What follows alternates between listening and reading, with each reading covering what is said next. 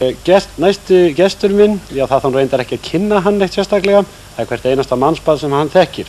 Hann búinn að vera stærstur á íslensku tónlistarsviði ef við mælum í seldum plötum, öðru þess áttar, á liðnum 10 árum.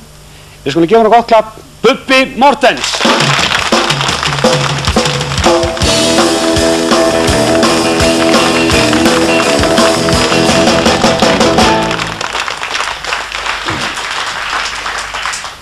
Og þið blessaðu.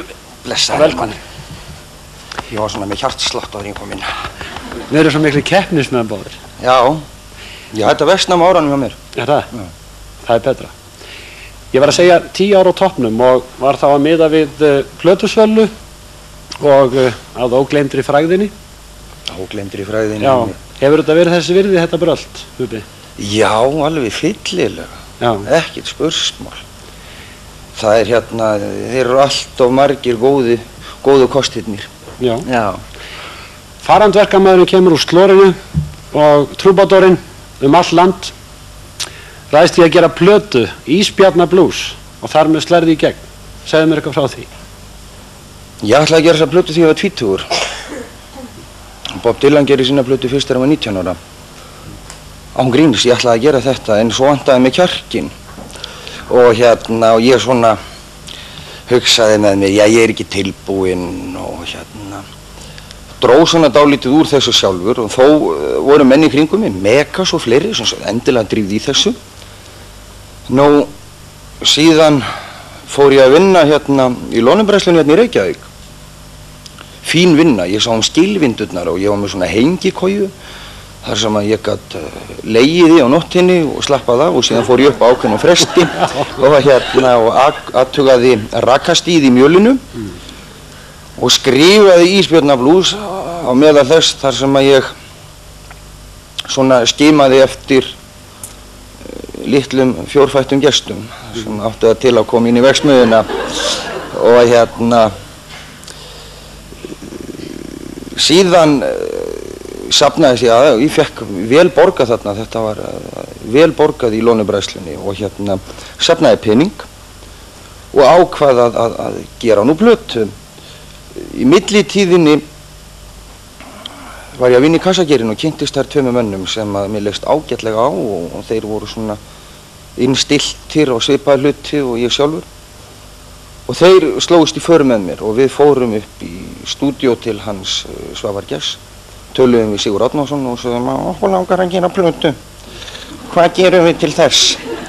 Og hérna, og hann var alveg ótrúlega hjálpsamur og skýrði nú allt þetta út fyrir okkur og síðan vorum við þarna í nokkra vikur og Ísbjarnablues var til. Já, og ég sagði mitt slóst í gegn og það er ekki endilega í jákvæðri merkingu því að þetta var mjög gagnrýnt líka og já, þú varst ekki beinlínis elskaður í upphæðu, Bubbi? Nei. En samt, ég fann nú stúlkur sem að... Já, ég ætla nú ekki að ræða við þig Nei, en ég ætla það er alveg rétt, það var hópur manna sem taldi mig stór hættulegan og það voru mikil skrif það hversu hættulegur ég væri. Nákvæmlega. Nú, en í framhaldi af þessu að ég ætla nú ekki að ræða við þig unglingsárin, þau voru öll komin út í nýútkominni bók þinni og Silju Aðalsteins. Jú. Akkur ertu ungu maðurinn að skrifa æviminningabók? Ertu að pakka fortíðinni? Nei, ég leit að dæmi svona, já ég er að pakka fortíðinni líka en ég treysti mínu betur 34 ára gömlum en 8 árum. Og hérna, hversan á gamalt fólk engar rétt á því að skrifa einhvers konar minningabækur. Ég tel það að alveg að ungt fólk, ef það hérna, telur sig hafa eitthvað að segja og svo framvegis, þá er það í góðu lagi. Þetta er skemmtileg bók. Árið 1980 þá var okkur báðum sleppt í fyrsta skipti lausum í sjónvarp. Við höfum aldrei verið í sjónvarpi. Nei. Og ég fenginn til að kynna í áramótaskaupi og aldrei verið feimin og óöruggur á æviminni.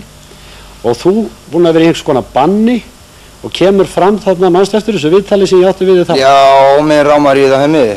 Ég feimin og óöruggur, en þú rólegur og yfirvegaður. Já, ég var á mjög góðum efnum í þessu viðtali. Eigum að ríða þetta eins upp uppi? Við skulum sjá þetta, 10 ára gamalt í dag. Já, endilega. Já. Þú kemur til Íslands og þú sleppir ekki íþróttum og byrjar að æfa hvað? Það leið dálítill tími. Ég fór á sjóinn. Kring 74 þá fór ég að æfa karate. Já, og einhverjar fleiri greinar kannski? Ekki alveg strax. Ég lét karate nægja 2 ár og fór þaðan í lyftingar. Í lyftingar, já. Og það eru sem sagt, það er box, nefaleikar, karate og lyftingar. Það er sjálfsvarnar íþróttir allt saman.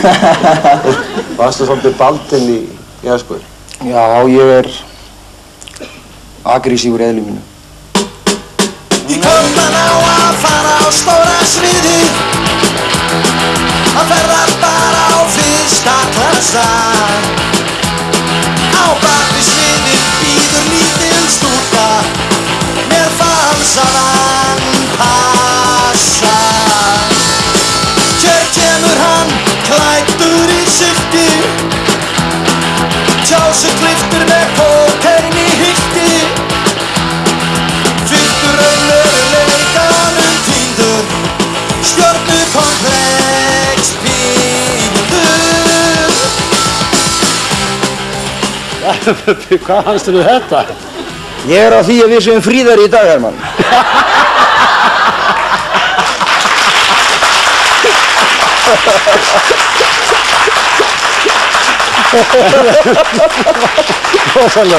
Já, hérna. Þarna segistu bara hata popstjörnuna. Já, ég fekk þetta í hausinn. Þú fékkst þetta í hausinn? Þetta er merkilegt. Já. Fólk getur skoðað þennan texta og það getur heimfært nær því hvert einasta orð upp á mig nokkrum árum seinna. Svona vill þetta nú oft vera. Já, mikið rétt, en ég lenti bara í nákvæmlega sama hlutnum og ég var að gefa skít í þarna. Ég bara, 2 árum seinna var ég sem í skítalabinn.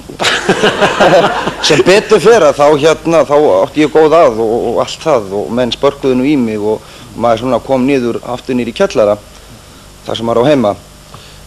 En ég veit Bubbi að þú ert einlægur í dag og þorir að tala hvað sem en þú gætir þessna sagt mér allt sjálfan þig. En ég fór nú ekki þá leið, ég fór í svona nána vini þína og eiginkonu þína sem aldrei hefur komið fram í sjónvarpi og ég hitti son þinn 8 mánaða. Ég vildi fá þeirra álit á Bubba Morthens. Við skulum sjá það núna. Haltu þér núna. Líf okkar skiptist milli 2 heima sem var annars vegar Reykjavíkin og hins vegar sveitin. Og það sem að við munum best sjálfur, bræðurnir og höfum mest gaman að rifja upp, það sveitin, því þar gengum við sjálfvalum fjöll og fyrnindi frá því að skóla lauk og þar til við hófust á haustin. Mér fannst hann vera svo heiðarlegur verkmaður, fyrir utan það að vera afskaplega indæll persónuleiki. En mér fannst hans aðferð, hvernig hann nálgaðist þessa iðngrein að vera trúbadúr. Mér fannst hann vera til svo mikillar fyrirmyndar.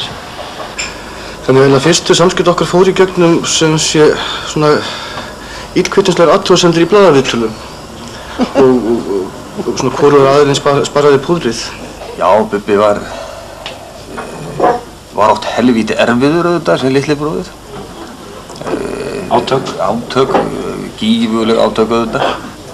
Það var nú svo fyndið að svipað leyti þá fékk hann Tolli, bróður hans, mig til að vera svona eins konar lukkutröll í stúdíóinu með þess að hafa þetta plötu. Og það var nú til þess að ég tók upp og setti á þá hljómplötu 4 lög. Og svipað leyti þá var ég að mæta til leiks á þessari hljómplötu hans Bubba. Svoleiðis að það var eiginlega fyrir tilverkna þeirra bræðra að ég híldi nú á það að fara að sinna músík aftur eftir heilangt hlé. Af hverju voruð allir að geta að tala saman? Ég held að það sýnir bara kannski þessi yfirsýn sem ellin veitir manni. Að þetta brjálæði æskunnar rann á okkur sko og líka kannski að líta á alla menn sem voru í sama bransa maður sjálfur sem keppinut. Og síðan fekk ég eina rós á dag í 1,5 mánuði frá því áður en við byrjuðum saman í sjálfur. Er það svona rómantískur? Já, voðalega romantískur. Sendi mér oft rósir. Hann aldrei fyllilega ánægður með sig. Hann vill alltaf gera betur. Já, Bubbi þetta, sko, hefur alla tíð haft alveg hreint feikilegt ímyndunarafl og oft hefur manni fundist hann ekki hafa hugmynd sko, hvað er fantasi og hvað er veruleiki. Slíkur er hérna sköpunarkrafturinn í honum. En síðan hefur hann hann er haldinn hérna miklu keppnisskap og hann býtur eitthvað í sig, ætlaði sér eitthvað. Þá það annarkvort hausinn eða múrinn sem gefur sig og hingað til hefur það verið múrinn. Já, hann er mjög góður kokkur. En hann tekur yfirleitt ekki til eftir sig samt þegar hann er búinn að elda. Þú er skapstur. Þú hefur alveg tök á hana þannig. Já, hann er ekkert búið ekki nema þegar mokkinn kemur ekki á sig þetta mótman, hann verður brjálaður. Hann hefur einhverja ljóðagáfu, frumljóðagáfu sem hafa komið kannski frekar plúðislega út í upphafi. En er núna búinn að finna sér ákveða form, ákveðna festu og ákveðna yfirsýn og með tilvísun þá yfir í svona klassískan skáldskap því Bubbi er ekki mjög klassískt. Líklega eini popparinn á Íslandi sem hefur ort sonnettur. Ég var alveg til í að vera bara húsmóðir heima ef ég geti. Brynja, ert þú ábyrg fyrir þessari svona gjörbreytingu eða byltingu sem varð á Bubba Mortens? Nei, ég held að hann eigi það bara sjálfur.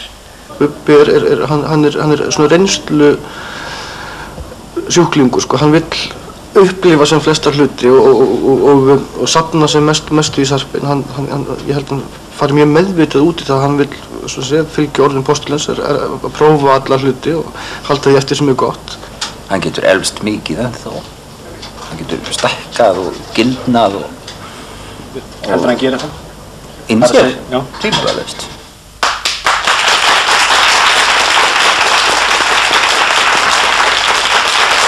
Jæja, Bubbi. Var þetta allt saman satt og rétt? Er ekki vængir að... Svona áttu góða vini. Já, þetta er yndislegt fólk. Já. Ég er heppinn. Það sagði einhver að þú væri svona síbreytilegur í tónlist, textum, færir aðrar leiðir heldur en í gær. Ertu að reyna að þróa þá sjálfan þig, sem að margir telja nú, eða ertu í leið að storka einhverju? Sjálfum mér? Já. Já. Ekki öðrum tónlistarmönnum til dæmis? Nei, ég hef oft verið óvæginn og látið oft orðið falla í garð kollega minna sem betur ég hefði bara haldið kjafti.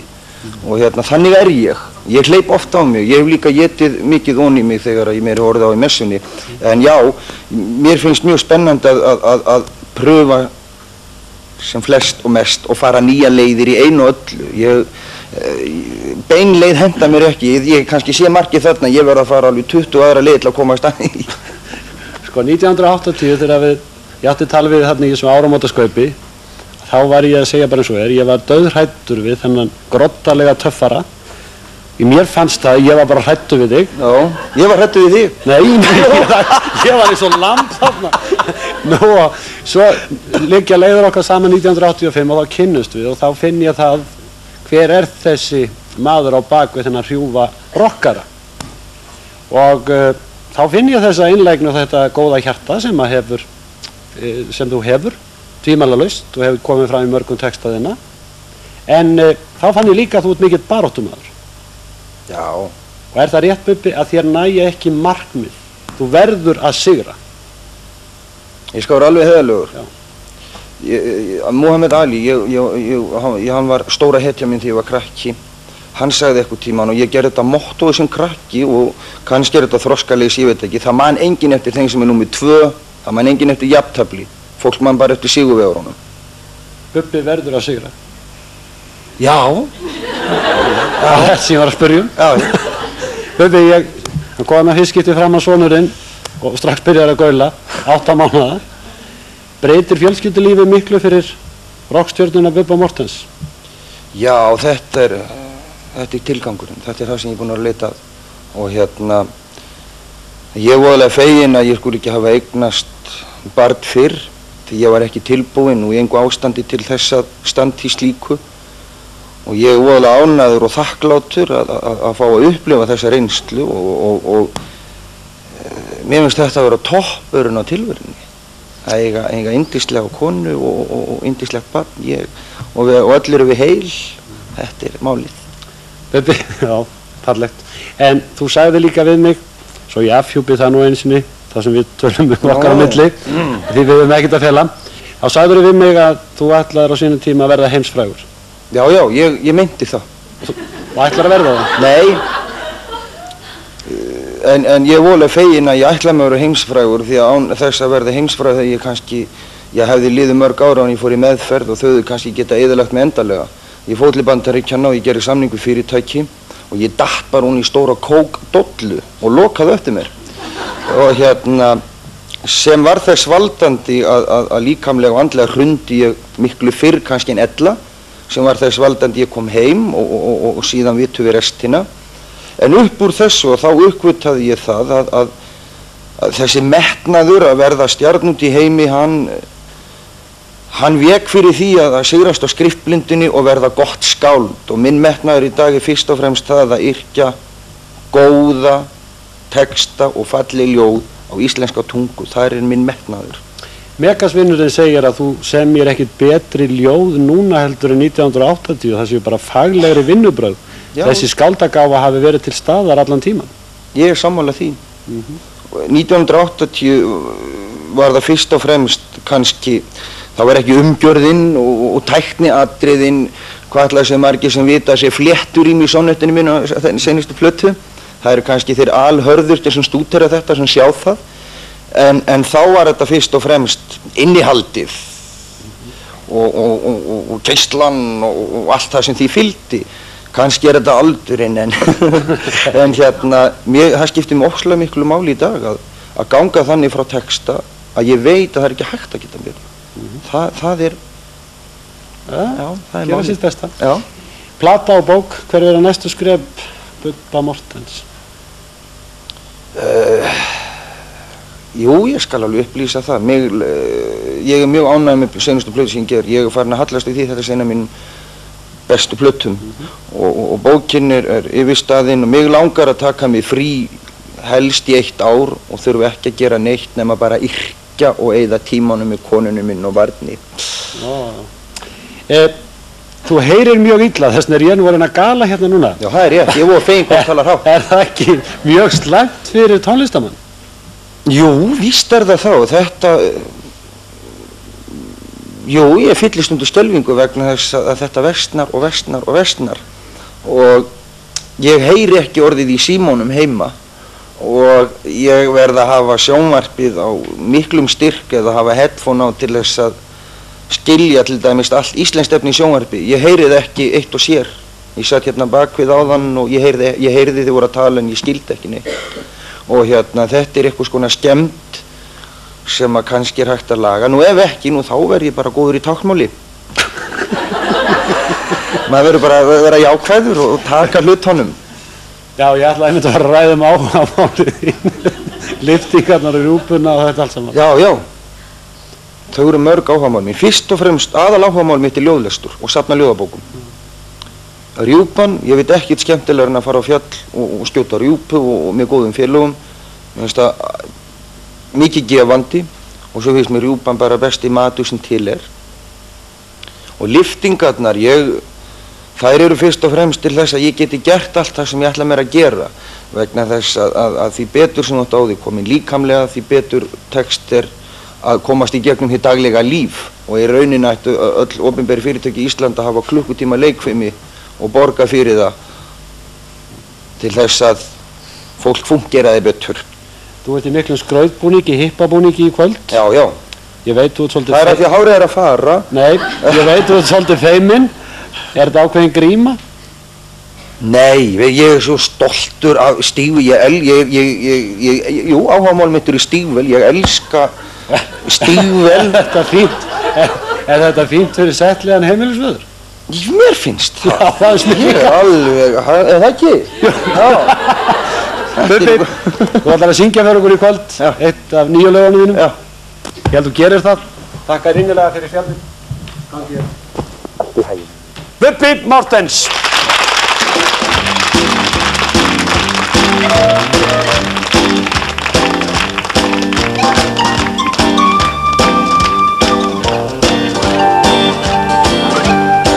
La la la la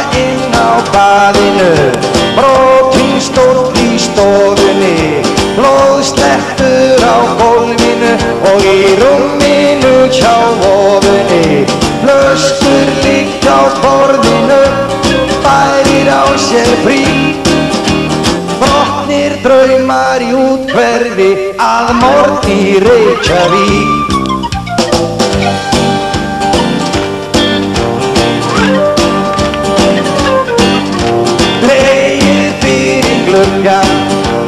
Grafarþögninni, geðveiki í loftinu, dópað urtan minni, ormagryfja í höfðinu, höndin upp á brík. Horfnir draumar í úthverfi að morgni í Reykjavík.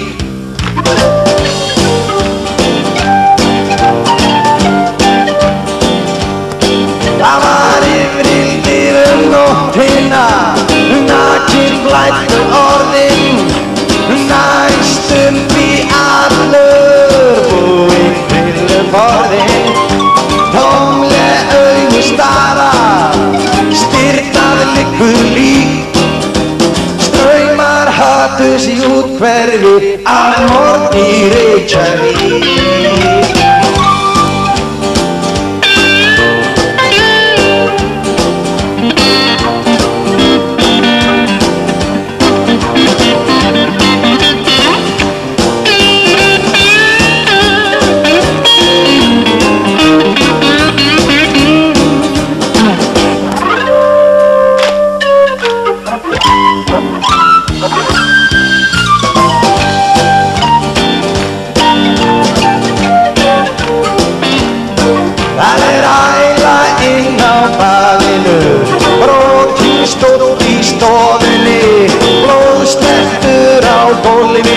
Og í rúminu hjá vofunni, flöskur liggja á borðinu, færir á sér frík.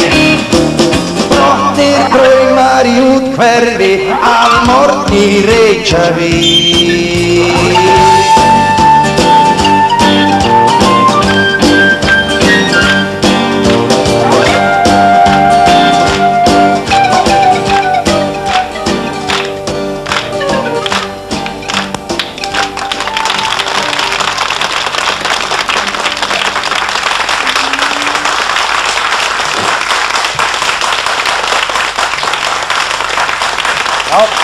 Þetta var einn og sanni Bubbi Morthens sem að söng okkur þarna Laugardagsmorgun.